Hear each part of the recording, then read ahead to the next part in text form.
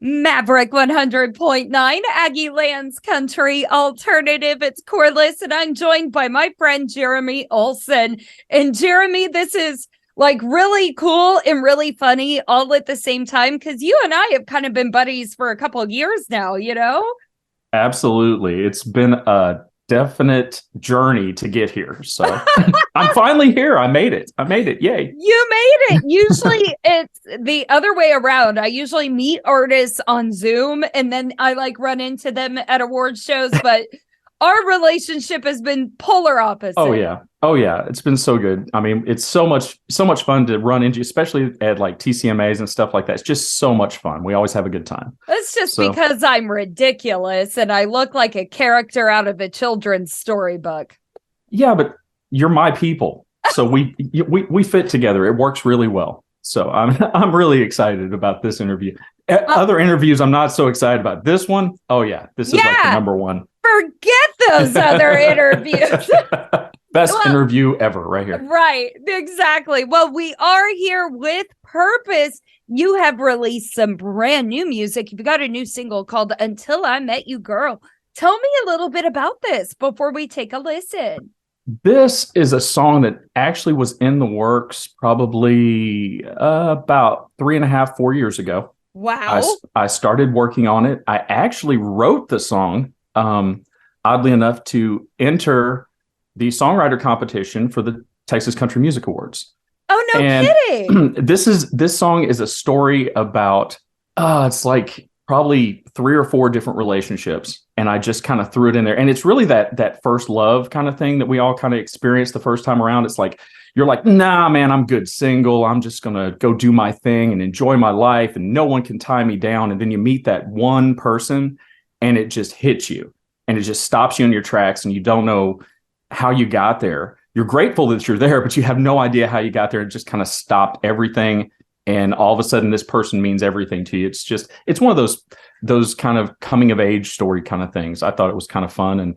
And I didn't write any of the breakup parts. Yeah. I kept it pretty tame as far as having fun. It's more about just enjoying someone's love and the journey of it.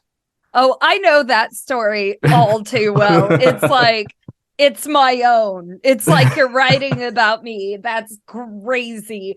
Well, we got to let the people have it. So I am so excited to finally introduce you to my friend Jeremy Olson on Maverick 100.9. And this is Until I Met You Girl. Due to copyright, Brian Broadcasting is not licensed to air this single for you in podcast form, but you can now find it anywhere that you stream and download music. And today's interview continues now. Maverick 100.9, you just heard it here first. That was Jeremy Olson and Until I Met You Girl, which is available now absolutely anywhere and everywhere. And Jeremy, you and I were talking about, we've known each other for a while. You've been an artist for a while. So people could actually find like lots of your music right now if they're just now discovering you. Yeah, I've got a few songs out there. I've got one EP out right now. It's got a few songs on there that I've written. A couple of covers of some friends' music, and so I just kind of put a bunch of songs together and just thought this is just kind of did it for the fun of it really to start with. There's a couple of acoustic songs on there that I just kind of recorded. They're literally live in the studio. We just stuck a microphone in front of a guitar and a microphone in front of my face, and my producer looks at me and goes, "You're on. We're gonna cut that." And I was like, "We're gonna cut that?" I thought this was like a scratch track or something. No, we're good. It's good. Okay, sure, man. So there's some little imperfections and some little fun stuff in there. I like to keep it kind of raw sometimes. I have a lot more, some of my stuff's a little more polished, but those 2 songs are really just really raw and how I would approach an acoustic show. And you're kind of giving people an introduction to yourself, which is yourself. Yeah, exactly. You really have to put yourself out there and put yourself out there as a whole. People need to see you not just as this guy that's in the studio and all polished and everything's pretty and perfect. I kind of wanted them to see a little bit of the raw side, a little bit of the, oops, I didn't sing that note quite perfect. it actually, I don't want people to see that, but it does But it is happen. realistic. Yeah, Yeah. it's real. It's real. I try to keep it as real as I can. And I'm really enjoying this. I'm new to the Texas country music scene. I started in on it years ago, but I worked in Nashville for a long time. I used to be a musician. I used to play guitar, and I played lead guitar with several major recording acts and toured all over the country. And this is my first time putting myself out there as an artist. Yeah. And you want to talk about culture shock. This is completely different. I have done radio interviews. I have been the guitar player. I have talked on the air. I've done all of these things, but I have never, ever, ever had the experience of actually putting all this stuff together, getting with radio promoters and talking to people and doing these interviews. And it's like, I don't really know what I'm supposed to do. And everybody's like, well, but you've been doing this for so long.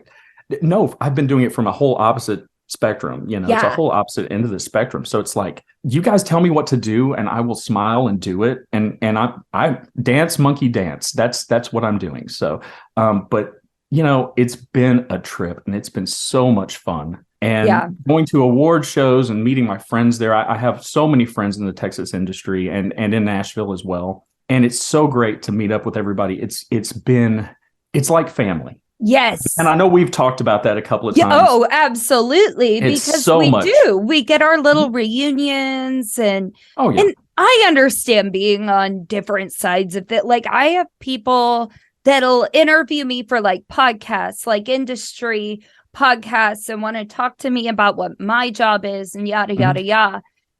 Being the one being interviewed, I am such a weirdo. Like well, you keep seeing my hand. I keep pulling my hands up like I don't know what to do with my hands. Yeah.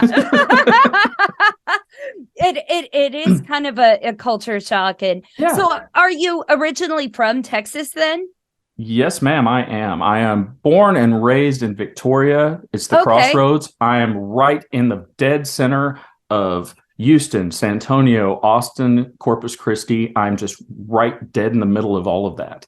So when did you leave and then come back? That's a long story. Let me see if I can condense that. Basically, I started in, I'm really going to date myself, but we're just going to call it the late 80s playing guitar. We're going to say the late 80s playing guitar. It's not really 100% true, but it's close. And I played through the 90s. Grunge music became a thing. That was my high school days. We were having a good time. And I was playing in punk bands and rock bands and heavy metal bands.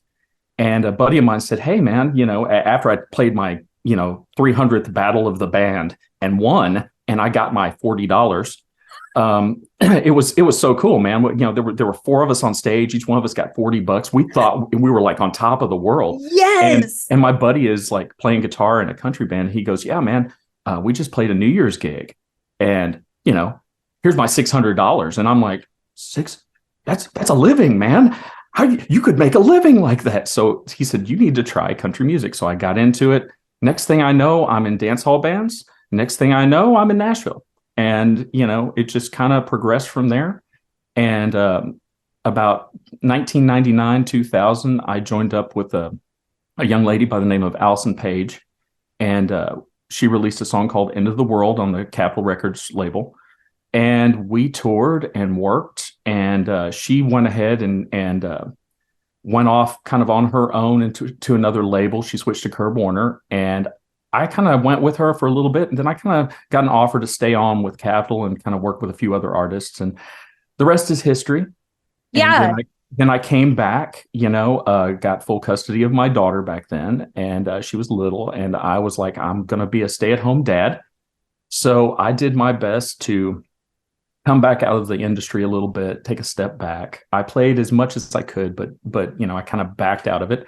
And, of course, she grew up, she graduated, she's got her own career and her own life now, and daddy has no idea what to do with himself. Isn't that crazy? I know, it's so weird. And so I just thought, I'm going to go back to music. I'm going to get right back into it. And that's really kind of what drove me to this. I started playing more. I've always been a writer. I started writing a lot in Nashville with a lot of different people. And I just really pushed myself this time. And I said, if you're going to do it, while you're still young enough to do it, where you don't need, a wheelchair or oxygen tanks to get you out on the stage, you need to be able to do this. And I was like really thinking hard about it. Should I do this? Should I do this? And I started writing songs. And then when I would play the songs for everybody's like, you have to do this. You don't have a choice. These songs are good. You need to do this. This is where you belong. So here I am. Especially with as much of a family as Texas country is, you're going to have all the support, period. Like 100%. Good songwriters are good songwriters. We want to support that and love that. But I am curious though. So since you did put it on pause to raise your daughter, what does your daughter think of you doing this now? She absolutely loves the idea of this. Because when she was little, I had a studio in the house and people would come over. I mean, I had so many friends in the industry before he passed, Doug Supernaw would come through Victoria on occasion, and he would stop in the studio and we'd talk and chit chat. And Mark Chestnut actually recorded a demo song for me in the studio years and years ago at my house. And my daughter has met all these people, Ray Wiley Hubbard, and since she was little bitty. And she was always, well, Dad, how do these people know you once she got old enough to, know who they were? And I said, well, honey, I played guitar for everybody and a lot of people know me. And then as she got older, she's like, well, did you stop doing that to stay at home with me? And I didn't really know how to field that one. But I said, yes, but I don't regret it one bit. And she was like, well, that's awesome. I think that's really cool. And once she graduated high school and went into college and started doing her thing, she really sat down and she was like, Dad, you really, really need to do this. Go back to this. You've got all these songs, you've got all this stuff. And she said, you're miserable. You're playing at home. She said, I see you on the couch in the living room picking and stuff when I come by. And she's like, I can't stand to see it. You got to do something. So she's been so encouraging with this and she loves it so much. And she'll probably end up going to an award show probably next year. So that would be awesome to meet her. I'm sure you'll see her. I would love that. But she's gonna be my agent at that. I've never seen support from the opposite end before, which is kind of why I asked, I have the most supportive parents in the world. Well, you've probably met my mother. She's at every award show with me, and she goes to all, and even from Kansas, she travels down here to go to shows with me and supports what I do. And that is so important. I think, especially for people that are in the entertainment industry and have all of this stuff going on. It's so important to have your people. Yeah. And your circle is the most important thing ever when it comes to this. It really is. And going back to talking about the stuff that you have finally recorded and put out, you talked about the stripped down stuff and that made you a little shaky at first. Yeah. How do you feel about proceeding with that? Do you foresee yourself doing more of that, or do you want to move upward and onward and create different sounds as you go? Well, my sound has evolved so much through the years. And since I was a songwriter first, I probably have about 4 albums of older stuff that I have never put out there. And we're going to go in and re-record almost all of it. So there will be a backlog of all of these things. We're going to do a lot of live stuff with that stuff. It's going to be really cool. So we're going to have at least one full live album with a bunch of songs on it of a lot of my older stuff. And I want to introduce people to me kind of all over the place. I want you to see the polished version. I want you to see the raw version. I want you to see the live version.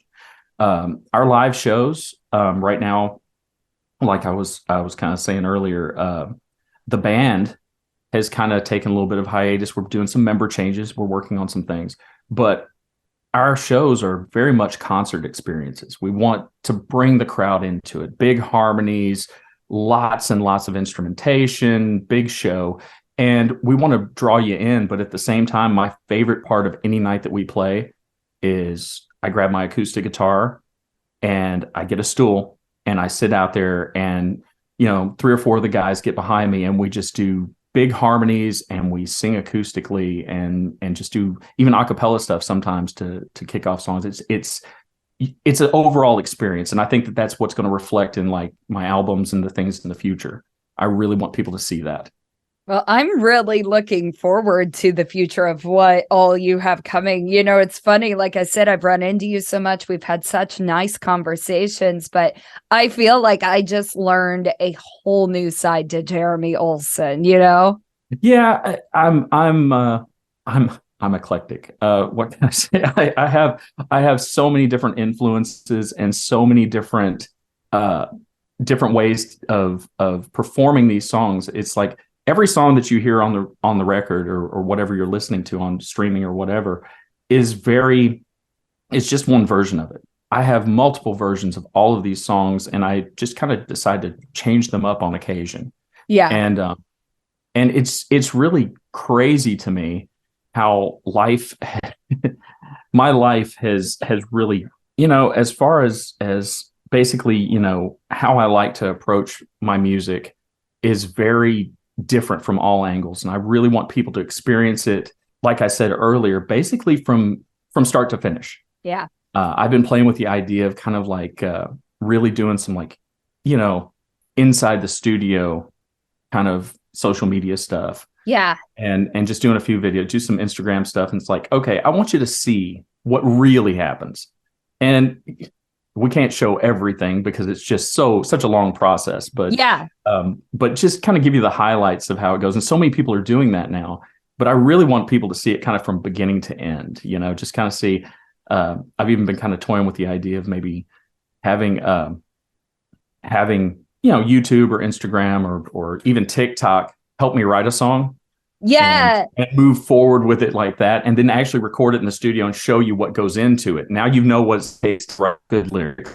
Let's go ahead and put it down and see the whole process from beginning to end, and then put it out there and see what the world thinks of it. I think that that's kind of a fun journey. I like to include, all the people that support me, all my fans and everybody. I really like to include them in the process if I can. I think that's a super cool idea. Now I want to hold you to it. Like you should totally I know. Make that an entire series, because I think that's fun. My younger brother he is my social media guru. He's constantly telling me, he's like, man, you got to do a TikTok. You have to do TikTok. You have to be on TikTok. I'm like, I don't know, man. I don't know that I want to put a chicken on my head and sing songs. I don't know that that's going to be something that's going to, he's like, just get out there and do something. Do some duets, have some fun with it. Anything. And I'm like, I know I need to do that, but it's so hard. The schedule is so crazy. With this release month and everything, I'm sure that it's just so hectic in the industry. Oh yeah. And we have so many new artists coming out now. So many brand new artists popping up this year. And I was just absolutely amazed. I'm like, I have to compete with all of that. Oh, wow. Okay. Well, we're going to have to see how that goes. Whereas I sit on the receiving end and I'm like, I love all these new people. Oh, no, it's so amazing to hear all the new stuff that's coming out. There's so many different ideas and song styles. And I really love that. We're finally starting to kind of really get some more diversity in the industry. And I agree. I mean, at the awards and everything else, we had so many people. We've got people coming from other countries now. Yes. And getting into Texas music, which I think is awesome. As long as they kind of keep it to the core of what we represent, but they all do. But they do. It's amazing. And I became friends. I don't know if you had met Rue. He's from Australia. I did not. Yeah, he got up there and he did the acoustic songwriting thing at the first day. And he got up there and he jammed. And, he's got this really thick Australian accent. And it's like, g'day. He's got that whole thing going, and I'm like, oh, wow, I don't know how this guy's going to sound. And he got up there and he sounds like George Strait, man. He's just, everybody just stopped and no one knew what to do about this guy. And he's so talented. And I'm like, so you're coming to Texas to do this? He's like, yeah. That is just so cool to me. When our little world is getting so big. It is. Well, I'm part of it. I know. From you're Kansas. I had that exact intention in mind. It was a lot of strategic planning, a ton of work. And I worked my way down to Stillwater, Oklahoma, and then Texas, and then to Maverick. But I just knew within my core that this is where I belonged. And it's proven itself since I've been here. Everybody welcomed me with open arms and treated me so well. And well, you totally belong in this industry, and you really do. You belong to Texas now. There's we have totally claimed you. You're not the first one to say that either. There's either people that just they know that I'm not from here, but they refuse to like acknowledge it, or a lot of people just won't believe me when I tell them that I'm not from Texas. Not only am I not from Texas, but I haven't even been here 5 years yet. Like, really? I didn't even know that. Oh, wow. Wow. Well, but I've been living it long before I ever arrived. And I'm sure you could say the same from when you left Texas and you came back, it completely changed. And boy, aren't you glad you're here now? Oh yeah, it's a whole different world. When I left, Roger Krager was just getting kind of a start. That's a little bit of an exaggeration, but it's pretty close. Yeah, Pat Green was brand new on the scene. And yeah. It was a little bit of weirdness. Sorry guys, I'm dating myself here, but hey, music doesn't age, man. It's absolutely timeless, and there isn't a time limit on it. And you're proving that now as a new artist. I know it's weird to say that word. Even for me to call you that feels icky, because I know your history with our industry. But I'm glad you're here. I'm glad you're releasing music now. Everyone can get Until I Met You, Girl. Everywhere where you stream, download music. Please support my friend Jeremy Olson. And although you're not quite into TikTok yet, where can we follow you? Oh, you can follow me on Facebook, Instagram. It's under Jeremy Olson Music. Just about everywhere you look under Jeremy Olson Music, JeremyOlsonMusic.com. Just check it out. The band is in the works right now. We're trying to get some things going, so we don't have any dates posted. There are some private events that we're doing, but we haven't listed those. But as soon as we have stuff out and ready to go, we are going to hit the internet hard. You will find us everywhere. That's a guarantee. Absolutely. So please follow. Jeremy is just great, and I love him. And Jeremy Olson, everyone, thank you so much for joining me. Thank you, Corliss. Appreciate it.